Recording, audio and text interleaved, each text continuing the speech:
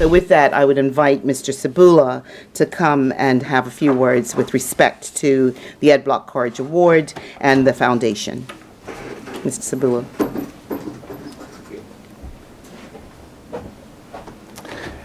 Thank you, everyone, and good morning. Without trying to single out any person in particular, I'd like to say a special thanks to everyone on the island that has facilitated this new partnership between the Ed Block Courage Award Foundation and the island of Bermuda. It is our mutual vision and goal that by dedicating the RTS facility as a chartered Courage House, that we will positively influence the lives of abused and at-risk children on the island. So anyway, who is Ed Block and who is the Ed Block Courage Award Foundation? Ed Block was one of the founders that started this foundation 37 years ago, so we've been around for quite a while. Ed Block was the first trainer for the Baltimore Colts for 25 years, and he was probably one of the most compassionate men that ever walked the face of the earth. One of his favorite sayings was, "By virtue of you coming here and reading this, you are among the compassionate of the world. No higher accolade can be given than being the most compassionate in the world. Compassion is the soul of all religion. Compassion is the noble way of life and a great guide for a truly noble heart." Ed will be remembered as one of the most educated athletic trainers of his day. He worked with children. He obviously worked with the NFL players. When he attended events for children, it would bring tears to his eyes to work with them and help them. He was quite the gentleman. The foundation continues with his work and philosophy, and we have, as I said, as the minister said, we have now 24 cities across the country. I hope to have at least all the 32 cities covered by the end of 2016. That's my goal. Our mission, we're dedicated to raising the awareness and prevention for abused and neglected and at-risk children. Through the cooperative efforts of the foundation, the NFL Players Association, the NFL Alumni Association, NFL Films, the Professional Athlete Trainers Society, and the Pro Football Hall of Fame, we have allowed this dream to grow. Today, the Ed Block Courage Awards event is heralded as one of the most prestigious in the NFL, and the foundation has expanded its scope, recognition, and charitable efforts to a highly visible national level. On a nationwide basis, the foundation has formulated a Courage House support network for kids through the dedication of Courage Houses in the 24 cities. The foundation also sponsors the Baltimore Sports Media of Fame Award and the Professional Football Athletic Training Staff of the Year Award. And each year when we bring the 32 NFL players to Baltimore for their awards, we also bring in one of the training staff from one of the football players that has been chosen that year to be the top training staff. We have engaged in a partnership with the people of Bermuda to dedicate our first International Courage House. Having spent many hours with many of you, we have jointly come to realize that our mutually beneficial partnership will produce a lasting positive influence on the children of Bermuda whose lives we will touch. At this point, I'd like to turn this over to the Director of Communications, Mr. Paul Mittermeier, and to your native son, David Bascom, to speak towards the vision and the goals that we now share. Thank you very much.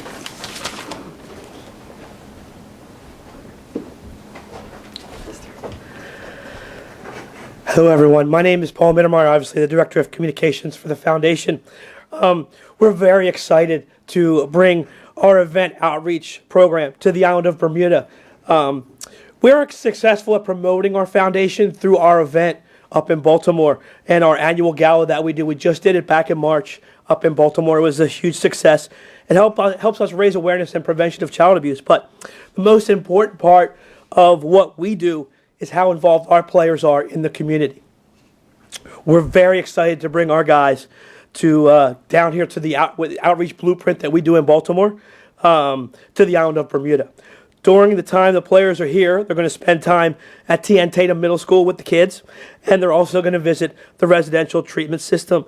This will be a day where the NFL role models will be spending time with young people here on the island. It's an amazing partnership to watch, and I've been with the foundation for 8 years, and I'm still here with the foundation because of watching that relationship and what those players mean to those kids. And I'm so excited to bring that here to the island because it's a huge benefit.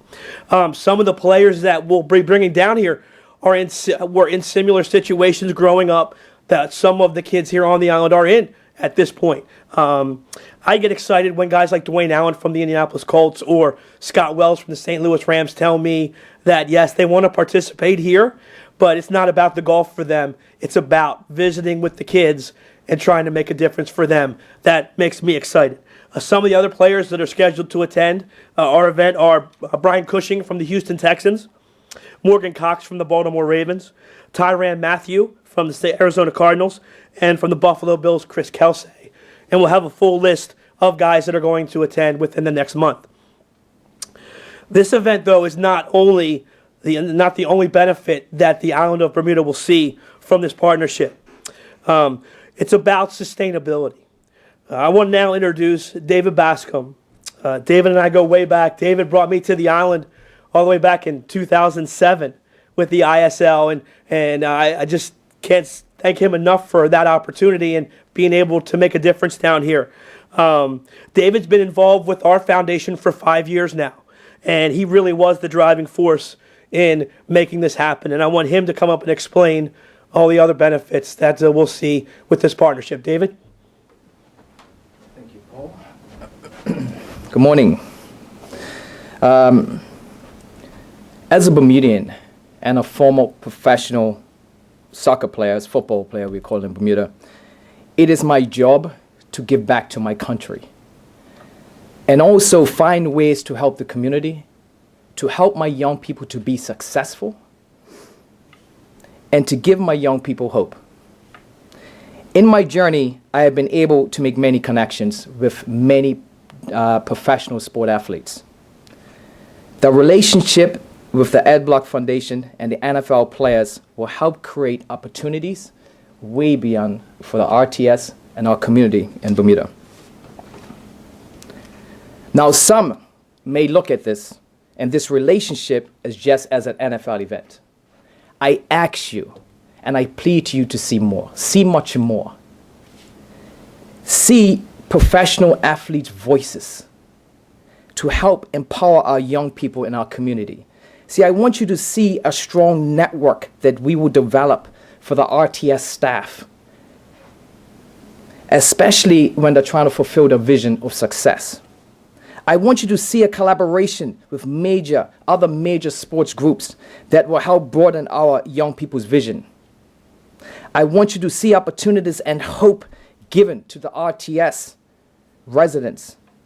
I want you to see a shared vision being processed, a sustainable process. A process is not just a Band-Aid solution, a process that's going to be here even when we're gone. A process that's going to help develop our young people and give them hope in our 21st century. I want you to see hope. I want you to see empowerment. I want you to see RTS and our community develop. This will be a 12-month process. This will be a process of development. This will be a shared vision with RTS, the community, and Ed Block Foundation.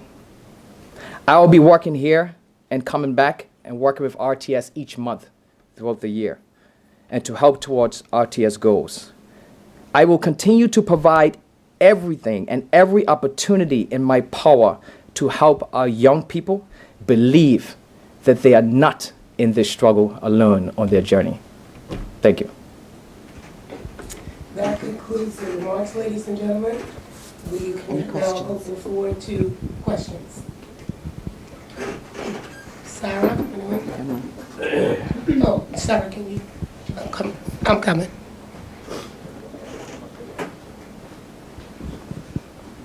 Thank you. Hi, good morning. Good morning. Good morning. Do you have any idea how many young children will benefit from this program?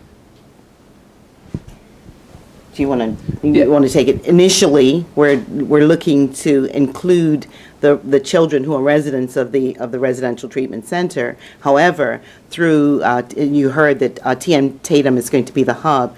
David Bascom has a network going in that school. And we're trying to broaden it to include as many children as possible on the island while the players are actually in town.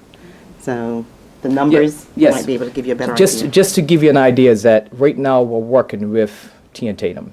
And T and Tatum, we're working with 30 young people at T and Tatum. And I say we run a process that's called the Power of One to give our young people, empower them to give them hope. We are looking to use the same method with a shared vision with RTS to work with the RTS residents. From that point, the goal and the vision of this is to build them as leaders. Now, from that, we will scale out in the community, and they will also be leaders in the community to help others. So once the process is done to make this sustainable, we are looking to now take the group, take the leaders, and move into different schools. Okay. July is predominantly school is out. How do you plan to keep the kids that will be out of school back around that same area to get benefit from these players' information, life, dreams, and hope? You can address Yes, that. it's very interesting that that you asked that question, because the relationship goes beyond just working in schools. The relationship goes with community groups. We have a strong relationship, obviously, with the Youth and Sport. Has their projects and programs that will be running through the summer. They have after-school programs. This is why this makes us a joy, because it's collaboration, and there are young people that's going to be working, inside the Youth and Sport program. We'll be feeding off that process as well.